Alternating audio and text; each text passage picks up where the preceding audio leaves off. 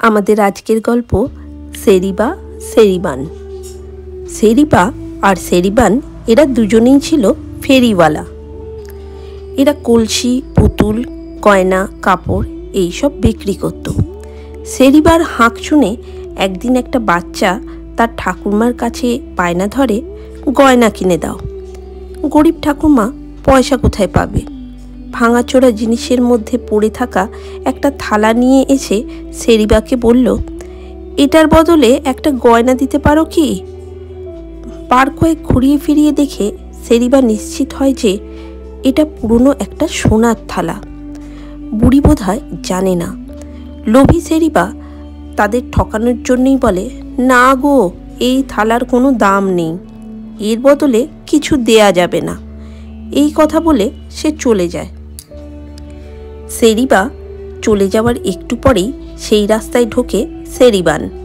হাঁক দেয়, হরেক রকম জিনিস নেবে গো। হাঁক শুনে নাতনি আবার বায়না ধরে। অগত্যা বুড়ি থালাটা নিয়ে সেরিবানকে দেখায়, বলে, এর বদলে কি গয়না দিতে পারো? সেরিবান থালাটা নিয়েই বুঝতে পারে ওটা সোনার। বুড়ি হয়তো জানে না, তাই এর বদলে সামান্য চুড়ি চাইছে। সেরিবান নির্লোভ সৎ মানুষ।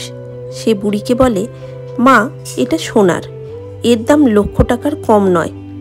আমার কাছে তো অত টাকা নেই। বুড়ি তো অবাক, বলে, এটা যদি সোনার হয় তবে তা তোমার পুণ্যেই হয়েছে। তুমি যা খুশি দিয়ে এটি নিয়ে নাও। সেরিবান তখন নগদ 500 কাহন আর সব মালপত্র থেকে মাত্র 8 কাহন আর দাড়িপাল্লার ঝোলাটা তুলে রেখে বাকি সবই ওই বুড়িকে দিয়ে চলে যায়।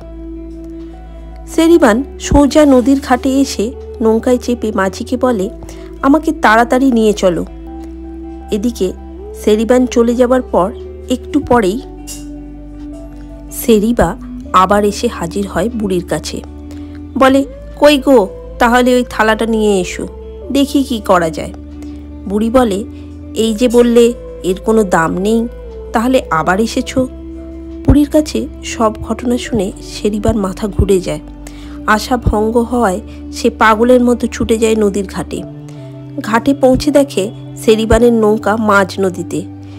এইভাবে লাখ টাকা হাতছাড়া হওয়ার শোকে সে সামলাতে পারে না।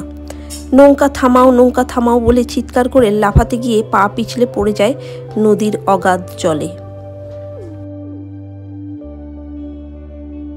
এরকম ছোট ও সুন্দর আরও গল্প শুনতে চাইলে আমার চ্যানেলটা এখনই সাবস্ক্রাইব করে রাখো। আজ এই পর্যন্তই। দেখা হবে এর পরের ভিডিওতে আবার কোনো নতুন ছোট ও সুন্দর গল্প নিয়ে।